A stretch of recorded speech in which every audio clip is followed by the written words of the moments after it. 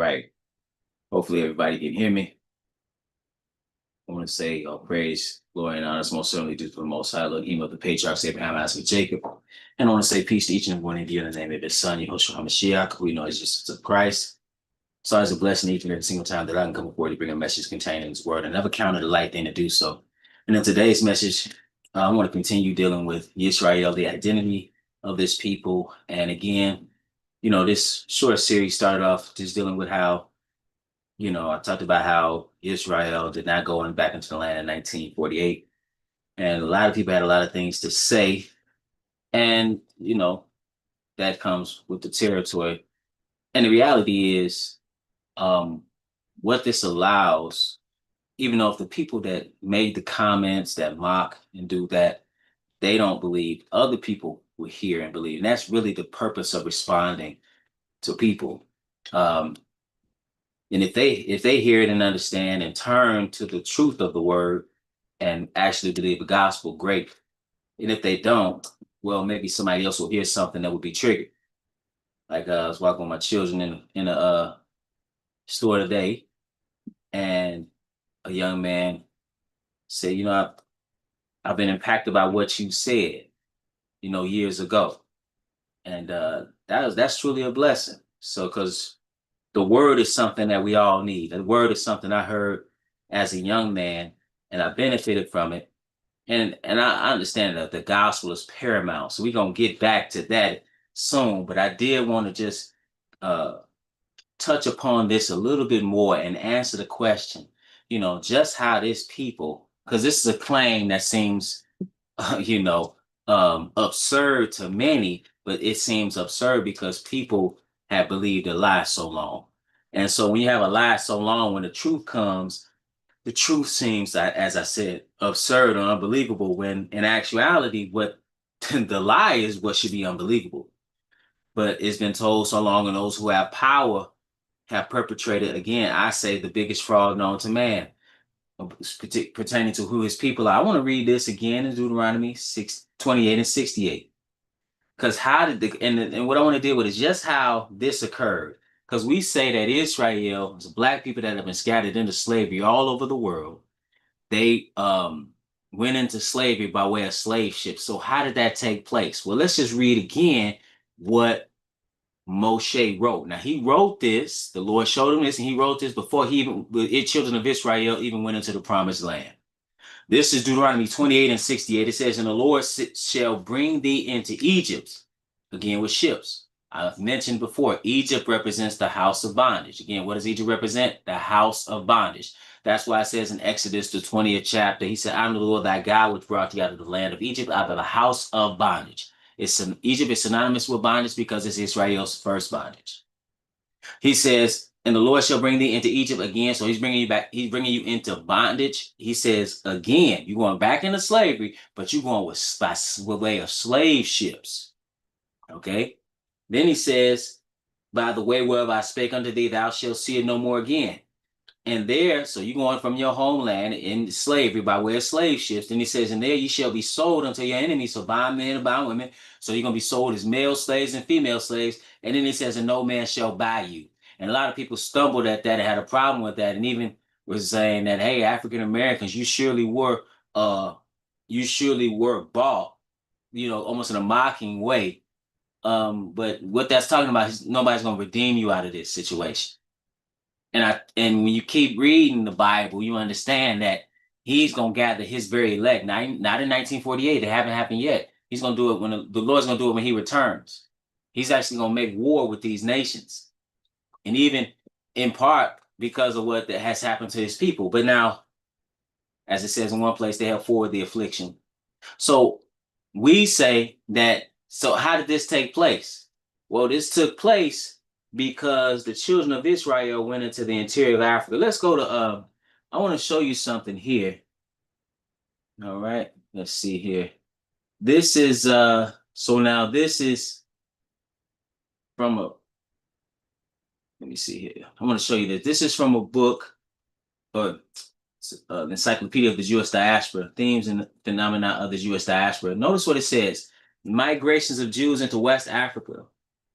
Ahab Eliyahu, Legends of Semitic Migrations into Maghreb.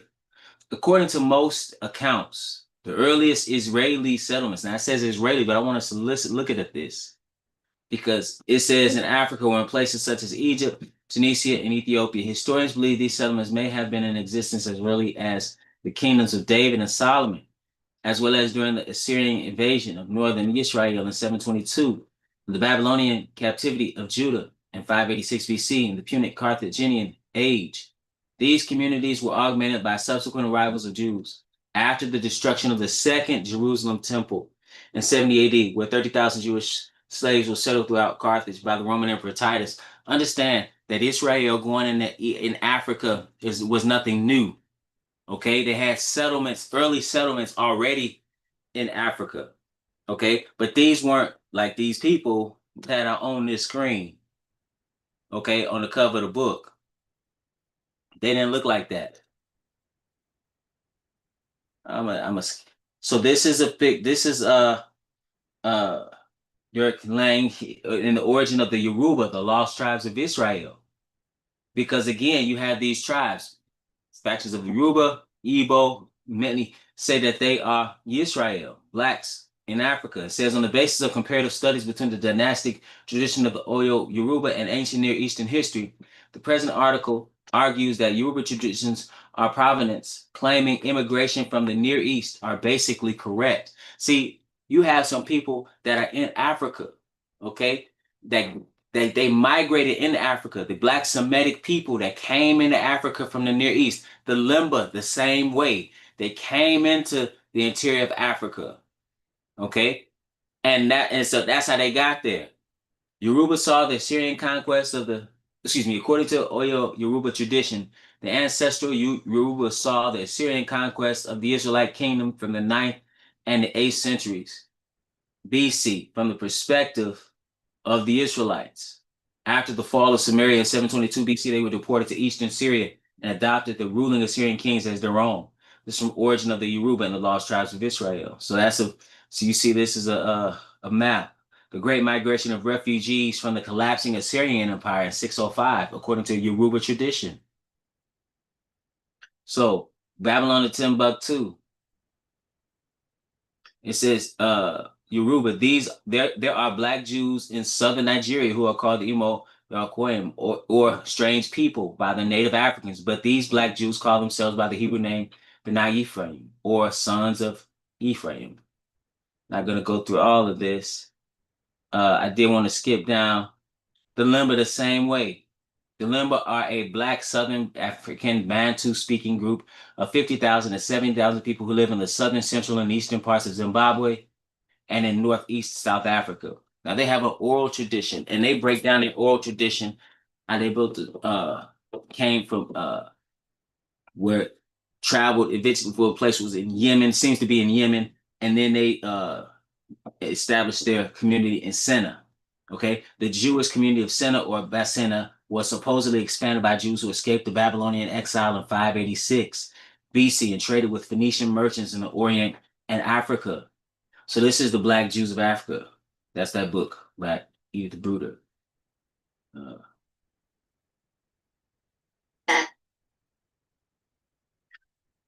fair use. I do want to. Uh-oh. Fair use. I do want to. I do want to play this one video. I do want to. Give me a second here. Listen to this. Fair use, YouTube. Fair use. Listen to what this man says. Okay, I believe him to be a rabbi, if I'm not mistaken. Notice what he says. That you find descendants of the Israelites, and I'd like to now bring up another interesting place that you find descendants of the Israelites, but may not necessarily be from the 10 tribes, but will also play a role. And it shouldn't be overlooked. It's a very serious scenario. It's in Africa. Africa has perhaps hundreds of millions of people with this identity right now of being from the people of Israel. Does that mean they were from the 10 tribes? Likely not. We were taught by the historians and within our own traditions that when the Romans conquered Judea, a few hundred years after the tribes of Israel went into exile, perhaps millions of Judeans were sold into slavery, into Africa, into Rome, deep into Africa. And if you look now, you're seeing people who are most likely the descendants of those slaves who kept true.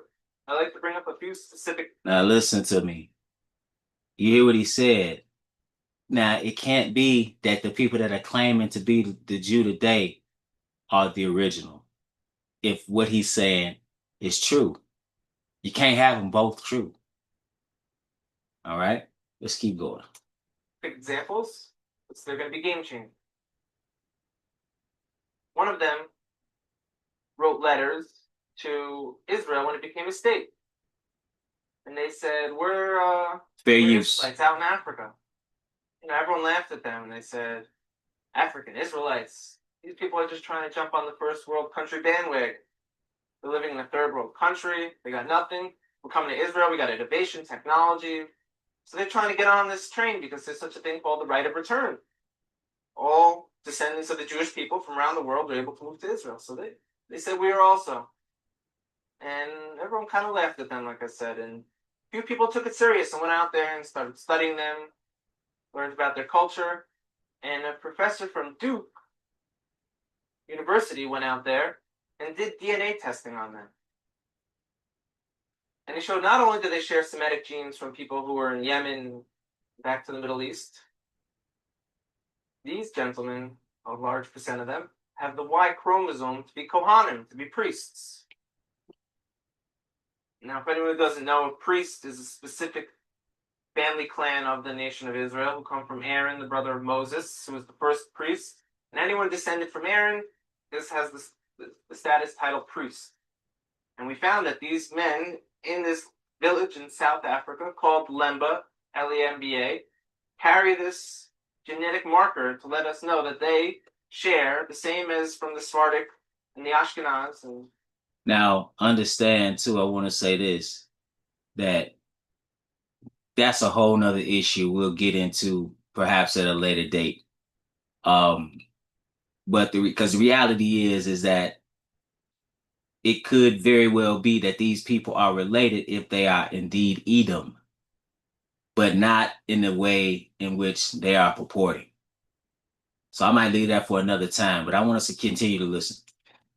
Population of the people in Israel today, they share the same exact DNA marker. It's mind blowing. So everyone kind of got humbled a little bit, who laughed at them and said, now what? Now what do we do about this? I will say this also. To Israelites who may hear my voice, anywhere we're at in this world, the true people, we don't have to look to other people for legitimacy. They are the ones who are illegitimate. Another area in Africa who have something big happening is in Nigeria. You have the Igbo people, or Igbo, pronounced either way. There's 40 million of them. Also Christians, like I spoke about before, how that could happen for the children of Israel very easily. But also a lot of them are now coming out and converting back or adopting the rules of the Torah without all the paganism that they've been practicing for hundreds of years. There's been books written about it from scholars in Nigeria, from scholars from the Jewish people. And where it gets interesting is, in America, there was a slave trade. Pay attention. A lot of the slaves, a very high percentage of them, came from Western Nigerian ports. And in America today, you see a very large movement of African Americans who say that they're the real chosen people, that they're the children of Israel, they're the Judeans. So what are they just trying to create an identity for themselves because they were slaves, or is there really something here? And the answer is most likely there is something there.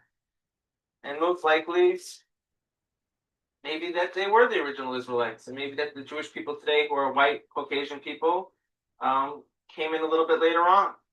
We know that some of the greatest sages of the transmission of the Torah were converts from Rome. You see that? I'm laughing because what he's trying to actually try to deal with the truth.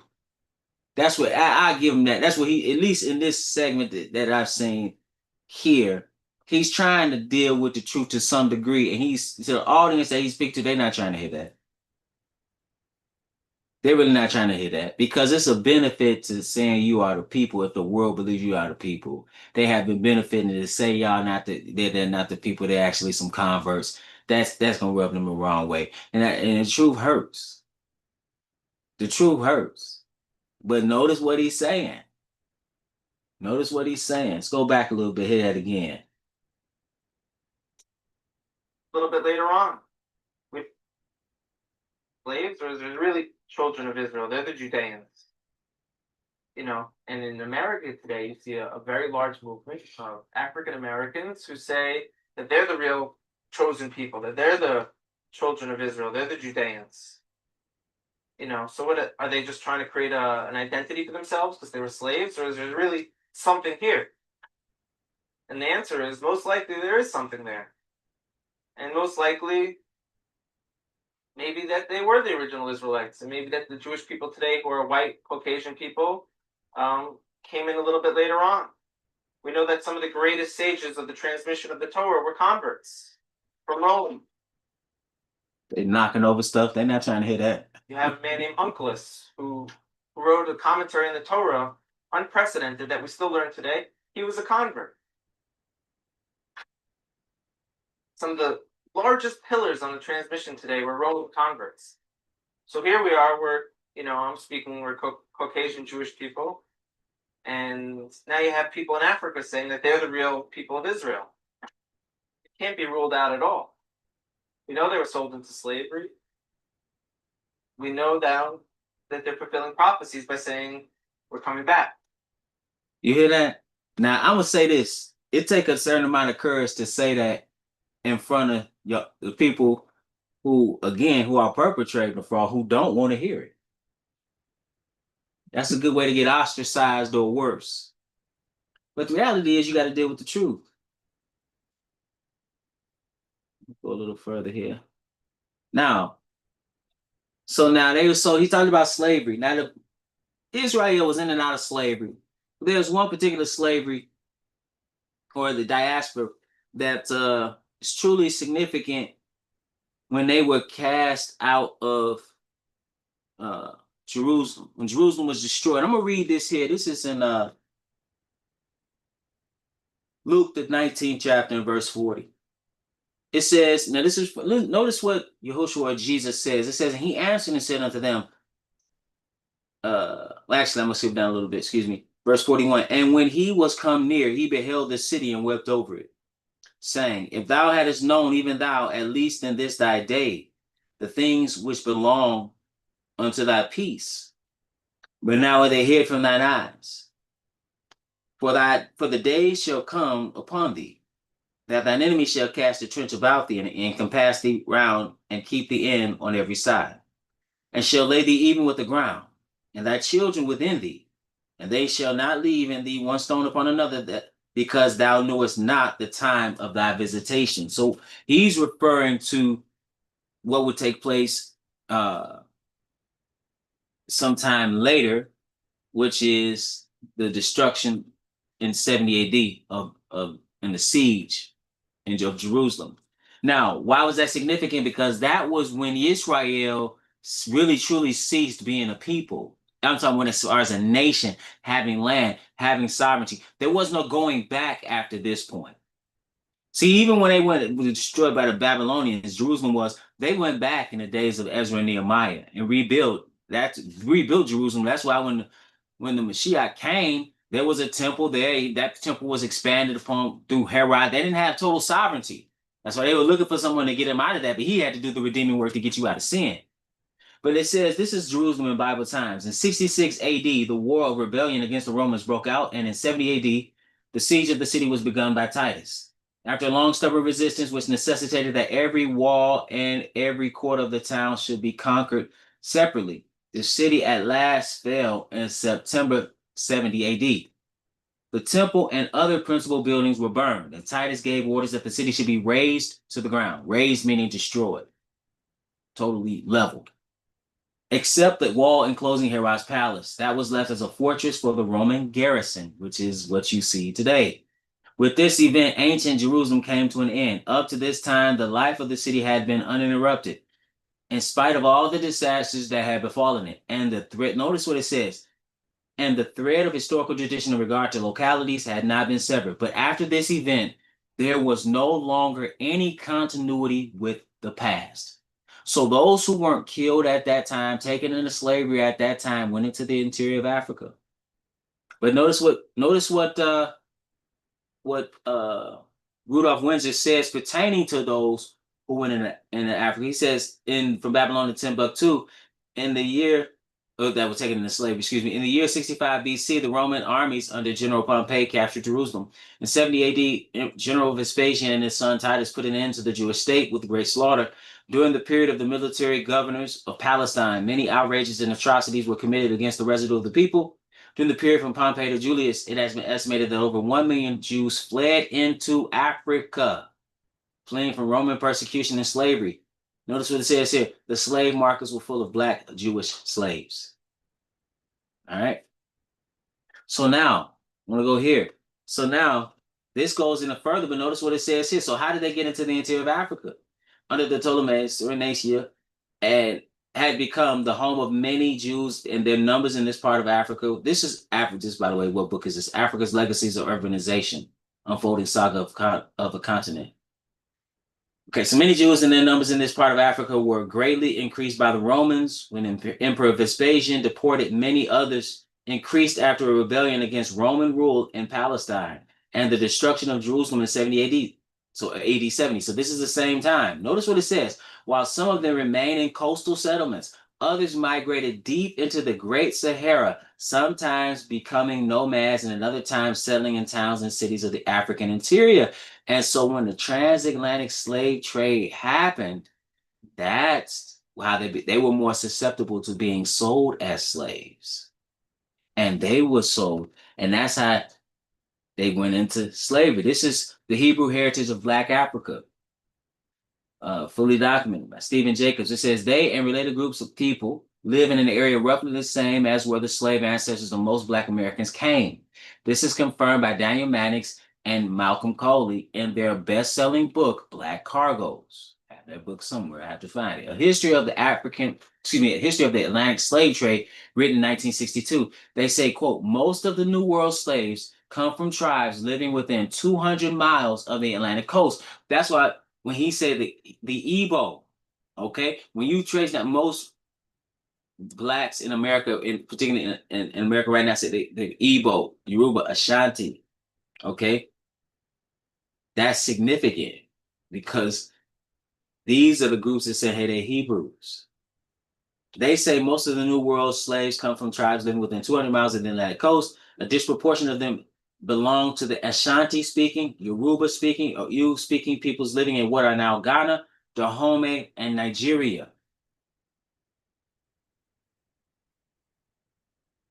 So now if you notice this is from Black History in the Bible.com, the Kingdom of Judah, Wuda mapping project. It says this is an ongoing project created with the goal of tracking the earliest and latest appearance of the Kingdom of Judah. Notice it on the map. This is West Africa. Okay, you see the Gold Coast here, Wuda, or Kingdom of Judah, Slave Coast. So this is the ongoing project created with the goal of tracking the earliest and latest appearances of the Kingdom of Judah, Wuda, on maps. The Kingdom of Judah began appearing on maps in the early 1700s and disappeared from maps by the early 1900s. Multiple explorers, linguists, and historians believe the area contained the lost tribes of Israel. I mean, there's even, and sometimes in Hollywood, they'll put it in movies. Was it in Shaka Zulu even? I believe they had that. I know that's not the West Coast of Africa, but even they talked about the lost tribes of Israel. You'll see them put that in on occasion. So this is Wuda. This is again, or Judah. This isn't by coincidence. Okay? I'm gonna read this last one here. There's a widespread belief. This is from Hammond with the Igbo Jews of Abuja, the Times of Israel. There's a widespread belief among Igbos, third largest ethnic group in Nigeria, that they are the descendants of the tribes of Israel. Many of them are passionately Zionist, the precise number among the 175 million people in Nigeria. Africa's most populous nation is not certain, but ranges somewhere between 30 and 35 million. And again, most blacks come from that are in America, so-called African Americans are from this area. Okay, so this is not just something that somebody's just saying for pride's sake. No. Um, it's not. So with that, brothers and sisters, that's just a little bit more to consider when you're thinking about who these people are that are in the land today and how does that relate to what thus said the Lord and history. With that, brothers and sisters, so that's my prayer